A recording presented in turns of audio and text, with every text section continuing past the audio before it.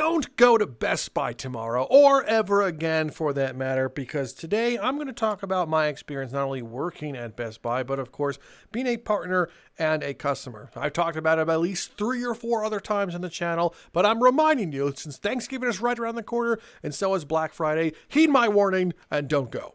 To kick things off, I want to talk about what happens every single day on Best Buy when the doors open. You see here, we have walked into what you call the morning meeting, the daybreak, whatever the store called it, this was it. You have the manager up front. He's always bald, always. And the fellow blue shirts all gathered around. They had to get here 20 minutes, 15 minutes early to hear this guy talk about nothing. The problem with these morning meetings is that they're absolutely useless. I'm serious. He talks about what they need to do in the day. So he'll bring up his clipboard and be like, today we need to sell $400,000. That means you computers, you home theater and appliances, who's got me covered? I need at least 10 Best Buy cards today. Who's going to get them? They call them branded payments also. Tyler, are you going to get a Best Buy card? What about you, Andrew? And you always have like one, fuck boy that's like, oh yeah, Tom, I'm definitely going to do it. So it's always like him, like this guy right here, right? You see? The two of them. There's 2 fuck boys. Yeah, we're going to get some Best Buy cards today. Well, tell you what, Tyler and Andrew. Oh, whoa. This is not supposed to happen like this. The daybreak meeting has been canceled officially. So this is one of the main reasons to not work at Best Buy at the very least. I have quite a few stories to share with you today. Everything from televisions to computers to trading stocks, so you're not going to want to miss it. So let's conclude this Best Buy meeting and I guess get some Best Buy credit cards.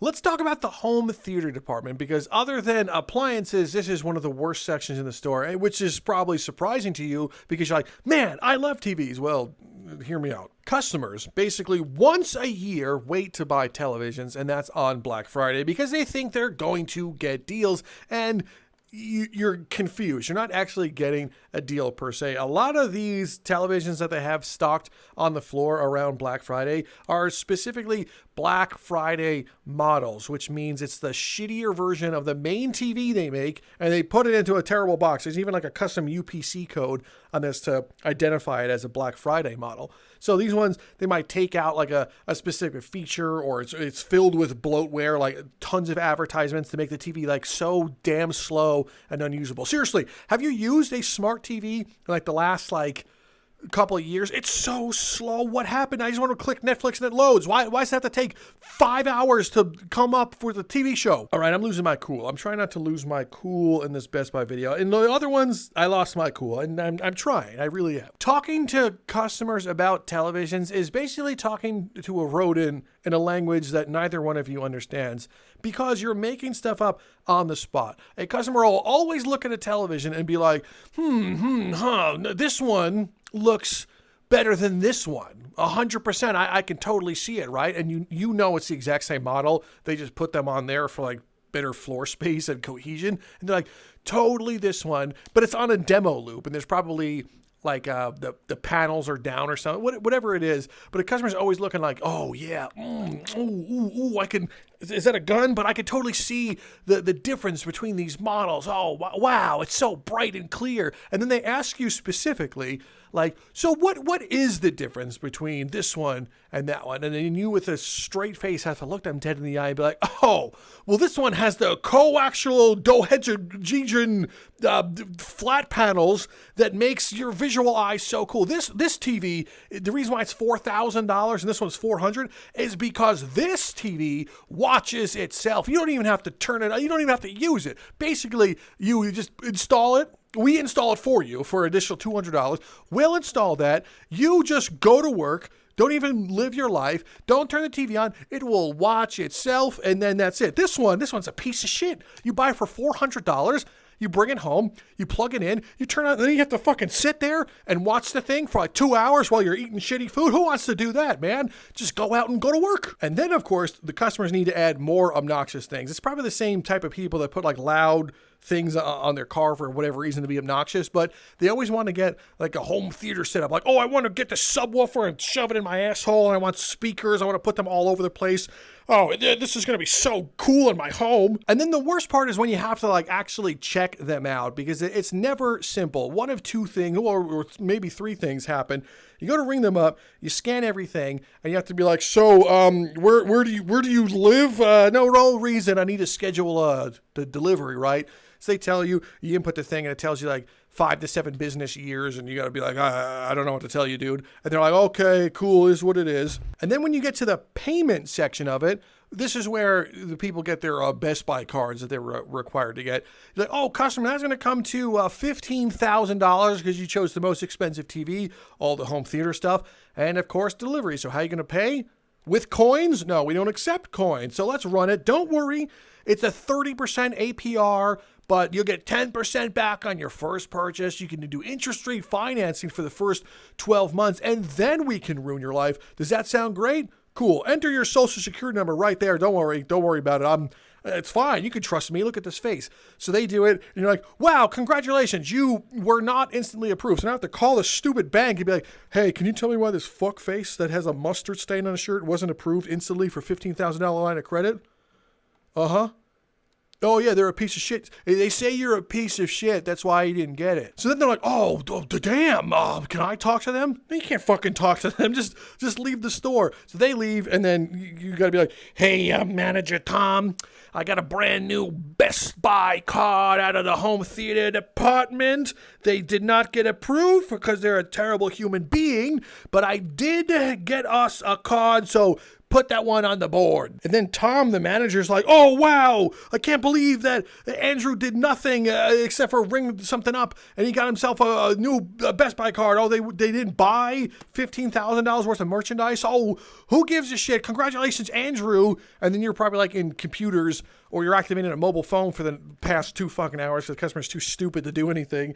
And they're like, oh, how come you're not getting a Best Buy card? Andrew just got it. How come you can't do it? And you're like, I'm activating a fucking phone. Can you just appreciate one good thing in the business? Now, this is a quick aside, but almost every single fire extinguisher I've ever seen in my time at Best Buy has always been expired. Like, literally every single time, by months, sometimes years. And you bring it up to the manager, and they're like, I don't care.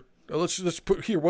Not only do I not care, we're going to put a giant fucking ladder in front of the only fire escape. So if you light on fire because you're made of flesh, you're fucked. But at least they have this Pac-Man machine, so that's pretty cool. Now, the absolute worst part about working at Best Buy, especially around the holiday season, is that you'll have customers come in and have so much attitude with the employees. And the employees are barely employees. Most of them are seasonal workers that they found in the methadone clinic. And they're like, you need a job? And they're like, let me work at Best Buy. And as long as you have a fucking soul, they hire you at that point.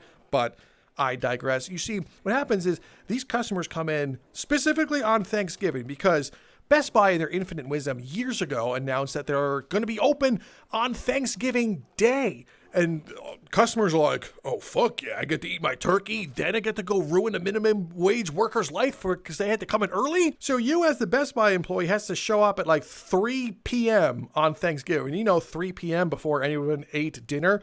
Great. So they come in and they stand over your corpse and they're like, oh man, get back from it. I don't work here. I don't work here. Okay, I lost it. I said I wouldn't lose it, but I lost it. But they'll go right up to you as an employee and they'll look you dead in your soulless eyes and be like, oh man, I'm so sorry that you have to work on Thanksgiving. Oh, they're so, I can't believe that's so tough that you are working and I'm not. But here's the secret thing, customer fuckface. If you would stop showing up to these places of business on major holidays like Thanksgiving, then these fucking stores, they won't open. And then these people can actually be with their family for one day of the year instead. No, you have to come in and be like, oh my God, do they have the Intuit TurboTax for Black Friday for Thanksgiving? Oh, thank God I was here. I almost didn't get my Intuit TurboTax. And all you had to do as a fellow human being of society is not show up to a shitty retail store and just stay home with your family, eat turkey, eat stuff. And instead, this had to happen, okay? This is your fault. And you want to know the most insulting part about it is that Best Buy released a statement when they were first opening for Thanksgiving saying that, oh, our employees that are working on Thanksgiving all willingly are doing so. They volunteered to work on Thanksgiving. Oh, how sweet of them. Bless their heart. And we're giving them time and a half. Don't worry. We love our employees. Meanwhile, you want to know how you volunteered to work on Black Friday? If you are full-time, you're working on Black Friday and Thanksgiving, because that's in the description. It says you will not be hired if you say you're not allowed to work on those days. So that's you volunteering. So you being employed is you volunteering to work. And newsflash, the employees that were hired long before Best Buy started doing this dumb shit were not grandfathered out of it. They're just like, yes, you now are working there. And you're like, I have a family. I have children. And they're like, fuck them kids. Hey, like, is that a bullet hole? But they're like, fuck them kids. They can eat turkey alone. Stupid fucking Best Buy. Let's take a quick break for a moment. And specifically, let's take that break in the break room, also known as the hub. So it's right around here. This is an okay hub. It's not like a full representation of it. Normally the hub is like next to like the bathroom, which in this store, the bathroom's in that corner. We'll go there shortly, but at least SpongeBob is playing, which would always happen. Either SpongeBob or a game show would be on. It was interesting. And on the wall, they had these posters, usually saying like, wow, this is our store and when it was built and our store number. And here's, the water bottle, water's good.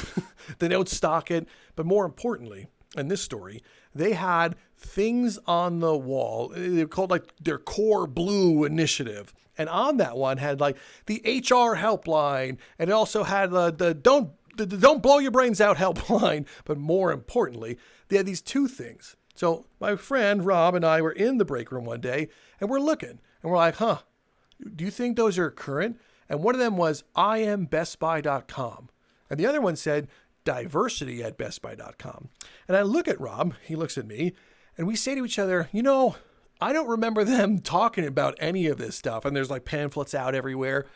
And we're like, why? So we go to those websites, IamBestBuy.com, diversity@bestbuy.com, and both of them basically almost 404 us. It says like the site is available or some nonsense. So we both look at each other again like, did they really mess this up? So I type it in, and lo and behold, I find that both of the websites are up for sale. They're for sale from the Best Buy's initiative in their break room. So you have every employee nationwide are seeing this Core Blue thing and says, go to IamBestBuy.com for your perks, diversity@bestbuy.com. And we're like, there's no way they would mess this up. So I type it in, we go to thing, I find it's for sale. I'm like, I'm going to contact this number. So I contact the number and the guy's like, ooh, this is a premium domain. So it costs like, $400, $500. So do you really want to do this? I'm like, it's actually for sale. And he says, yes. So I do it. I buy the domain and Rob buys the other one. So after a few minutes, I now own IamBestBuy.com and he owns diversity@bestbuy.com. And we're looking at each other like, how could they fuck this up? There's no way. They have all the initiatives up there. They have all the pamphlets there and they didn't buy the damn domain. And someone in corporate's like, hey, Jeremy, using the water cooler, did you ever fill up and buy those domains? And he's panicking like, oh shit, yeah, I totally did. Not thinking that a crazy person would do it. And I know you're probably thinking like, Drifter, holy shit, this has to be a fake story. Well, trust me, it does. It's completely true, but it does not have a satisfying ending. You see, I thought that they were going to contact me because they're going to want that back, right? And I was like, I'm fully prepared to lose my job. I don't care, but I'll sell it to them for like $1 million or something crazy. They want the domain. But what ended up happening is it was so expired and all the stuff that they had hanging up at all the stores were expired and they didn't even give a shit to change it for the employees. So these employees are calling the HR number, I am Best Buy Diversity at bestbuy.com, and it's all outdated. So nothing was there. All the employees thought it was there. And now it's like, yeah, they're going to call, they're going to want this back. But what ended up happening is I just lost money. It was just an expired thing, an expired initiative that they just left up. So joke's on me, I lost money. Rob didn't lose that much money. I think I lost like $400, but I wanted it so badly. Now, a lot of this stuff is obviously from the employee perspective, but from the customer perspective, it's just as shitty. Seriously. Not only does Best Buy not respect your time, they'll let you do a phone activation that'll take you like an hour and a half to 2 hours and be like, oh, it is what it is. That's just the cost of doing business. And when you try to buy an appliance or get something delivered, they always waste your time. Like the other year, I want to say, a little while ago, I went to my local Best Buy and I think a plug for my computer or something. So I walk into the computer section, I'm like, do bap, dabba, do bap. And I go there and it's not on the floor. So if it's not on the floor, they don't have it, right? But let me tell you a little secret. On their display tags right here, you'll see this little like QR code. It'll go right to the website. But if it doesn't have a tiny red X, so if you just see it like this, that means they have the product in stock. And if it's not on the floor, it's either in lockup or it's in the warehouse. So if you see tiny X out of stock, don't ask. But I didn't see a tiny X. And working there for so long, I knew it was in stock. So I'm like, hey, can I have some help? Anyone? And there's literally not a fucking soul that is like working there. I'm like, hello? Can I get help? Do I just rob the place or like, what do we do here? So eventually, after like 10 minutes, I was like, I don't want to do this one, but I saw the Samsung rep. I know he doesn't work there. I was like, hey man, listen, I know you're the Samsung rep and you don't work here, but I see you're wearing a radio. Is it possible you can call for a Best Buy employee? I just need to get something that's in lockup. And he did. He's like, hey, can someone help this piece of shit? So he calls for it. Minutes go by again. I'm like, oh my God, I'm not going to ask him again. I'm not going to bother him. He did his job. So then eventually I was like, what's going on here? It's been like 20 plus minutes. And eventually I see one of the managers like walk out of like the back rooms. And he's like, wow, feels good to be a manager and have a big beer gut. So I'm like, hey dude, hi, what's going on? I'm like, can I get some help? And he has the gall to be like, well, what do you need help with, you piece of shit? And I'm like, I just need to get something. I think it's in lockup. And he tells me that, I'll get someone to help you pretty soon. There's just no one available right now to help. And I'm like, listen, man, I get it. I know something. This was like right after Cronenberg 19 happened. So like they reorganized the store, whatever the fuck they did. And it's like, look, I just need a thing. It's been like 20 plus minutes. You're the manager. No one's available. Can you just get it for me? And then he starts giving me attitude. He's like, someone will be free soon. I'm like, dude, I've already been waiting for 20 plus minutes. I don't know how long it's going to be. I don't want to stand around here. So can you just go get it for me? So he finally gets it, gives me the worst attitude. Doesn't even ring me up. He's like, hey, here you go. You can bring it to the front lanes. I just want to look him in the face and be like, you know what? I'm stealing this piece of shit. Good luck fucking stopping me. But I was a good citizen and I checked out. Oh, I bought it. Now, another thing from the customer's perspective, it depends on your age and who you are as a customer and your level of experience, right?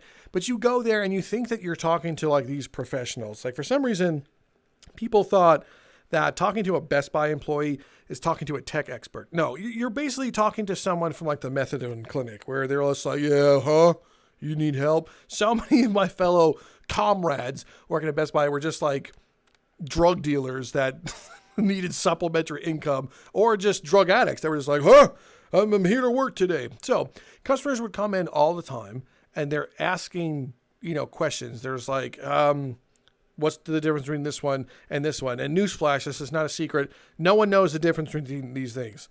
One of them might be wireless, and they'll say like Bluetooth headphones in the box, and this one will have a cable, and the customer's too stupid. They look at it like, okay, that plugs in somewhere. And that one, oh my goodness, doesn't have a wire. What's the difference? So then the guy selling it is like, well, Bluetooth headphone. This one doesn't have a wire. And they're just reading the box like 9 times out of 10. And eventually you get crafty enough as the employee. And while the customer is speaking to you and they're like, okay, I got a bunch of questions about networking. And prior to the customer asking you questions, you're already doing the thing where you've already grabbed the box and out of the corner of your eye, you're reading the specs on it and you're just formulating an answer prior to them asking you the question. So they'll be like, okay, so I got this Netgear doohickey thing, AC750, and this one says Netgear Nighthawk, and you're like, listen, you're probably going to ask me what the difference are, and I get this a lot, trust me, but networking, okay, it's a lot like a fire hose, okay? Or lanes on a highway. If you have one lane, a car can go like this, boop, boop, boop, boop, boop. Think of that as your internet. But if too many cars go, your internet gets to slow down, right? But this one is like opening up another lane on the highway. Now you have 3 lanes on the highway. So multiple people in your house going down the highway, it's not going to slow you down. So that's why you're going to want to buy this one. And this Nighthawk one, the AC 750, you don't want that one. You want the 1250, bigger numbers, better things. So if you get ahead of the customer prior to them asking you the question, they're like, holy shit, this guy's an expert. I didn't know any of this stuff, and he read my mind. Was he Psycho Mantis? And you're just answering questions that you already know just from human behavior they're going to get. And you're like, listen, what do you got, like a 2,200 square foot house? You got a basement? Oh, trust me, you don't want this one. I've had a customer just like you, looked exactly like you with the stupid name. He bought that one and returned it, unfortunately. He wanted the $400 router. I know it's expensive. I get it, but you don't understand this shit anyway, so you should buy it. Trust me, you don't want to be the guy that buys this one and returns it. Okay, buy that one. And then you've genjutsu the customer. So they're like, okay, I guess I'm spending $400 on this router so my kid can still be bad in Fortnite. I complained about home theater before, but specifically the employees in the home theater department are always like the fuck boys. So this guy, no, is what it is. However, there is a section of the store that is worse than home theater. And no, not the appliance guy, not the 85-year-old that ruined his life working at Home Depot and threw out his pension plan, is usually named Fred, unfortunately, and still works at Best Buy. And you feel bad for him, but you don't engage. No, it is the warehouse employees. You see, after you've sold something and it's not on the floor, it could be in lockup, or it could be in top stock or something, or in this back room. So you're like, hello, I'm sorry I came back. Who's punching me? See, you see what I'm saying? These are the warehouse employees. But you come back here asking for help, and they're always mad. And they're one of two people. They're either the dude that's like mildly chill, but they're a loner, and there's like, okay, I'll get your thing, and they don't engage with you. Or there's a total prick like these people. You come back here, and they're mad at you for selling something. They're like, oh, well, you really should have radioed that you're coming back here because I'm a fucking gremlin, and I live back here, and you need to be like, oh, you have to ask permission before you come into my domain because they lock me behind this door because I'm so fuck ugly. And they're so mean, but Best Buy trusts them to operate heavy machinery, even though they are clearly the people that would do something awful. But listen, if you work in the warehouse, don't even try to defend yourself. You know you're these type of people. But I suppose I can understand where they're coming from, because you have to work in the darkness over here, and this is where the shipping comes in. It's kind of a little spooky already, but they'll come in this truck here. You'll have, come on, you have the Breaking Bad guy just chilling right there, and then like a 400,000 pallet piece will be delivered, and then these poor fucks have to come unload the whole thing and put it away while other people are asking for items, which I get can be a little frustrating. And even worse, you have to deal with this guy, that's Tom right there, asking you, hey, what's going on? It's me, Tom. Don't jump scare me, please. My God. Anyway, I get why they can be a little bit jaded, but it doesn't help. They're terrible people. Then we have the car electronics department, which I've talked about in a different video. We're not going to go in there, but for the love of God, do not bring your car to Best Buy for them to install anything. It's someone that barely knows what they're doing. They were just hired from Radio Place or something, and you're like, hey, can you not break my car? And you know what they do? They break your car. You're trusting these people to open up panels in your car and install things? No, fuck that. You're going to avoid your warranty. You're going to lose insurance. Do not let them install things. They will unplug your brakes or something. You don't, just avoid it. And for the love of God, do not use the bathroom. Not only is the water, like piss washer, it's connected to the same bathroom line, but the woman's looks fine. But if you look over here to the men's room, what the hell, man? Literally, what the hell? Now, I have one more story to tell you before this video wraps. But before we get there, I have to say something. You see, Best Buy, for some reason, has been around for years and years, and they survived the dot-com situation, the rise of Amazon. But their competitors, Circuit City dies, Radio Shack dies. A lot of these places go under. Even Target sales go down, Walmart sales go down, and they decide to stop carrying things in store because of, well, Amazon. But for some reason, Best Buy was immune. Was it money laundering? What were they doing? They had a CEO that got fired, and, they cut employees' benefits. That's probably how they saved money. But What I don't understand is that a cell phone case, the computer, it's cheaper somewhere else. And Best Buy's like, oh, don't worry, we price match. I don't give a shit. I can still get this for cheaper, and I don't have to deal with with coming to you. It'll get here the next day. So I don't get how they stayed in business. They have a bad business model, terrible managers that work there, and awful leadership that they were, like I said, cutting benefits, which was, I don't understand how they're still around. There's got to be, it's like car washes. Why are there so many car washes? Whew, okay. One more story, and this is a big one, okay? Nothing illegal happened, all right? I'm putting that out there. This was not illegal to do. No one, FCC, federal government, okay? Innocent man here telling a story. Let's focus. In the Apple shop, I was the Apple rep.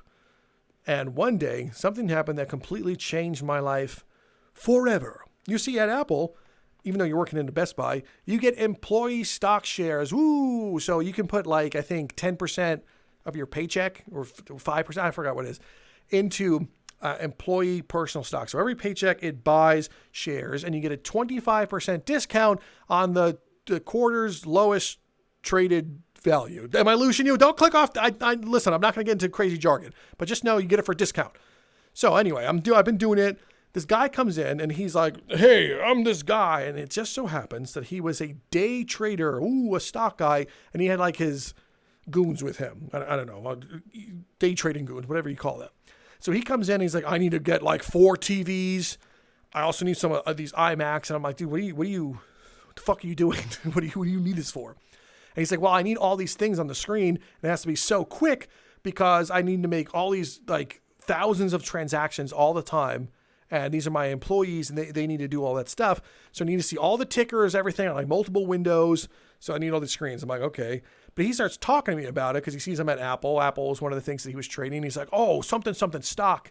And I happen to say that I get a discount. And he's like, whoa, hold on a second. You get a discount on shares? And I'm like, yeah, it's an employee thing, but it buys once a quarter or 2 times a year.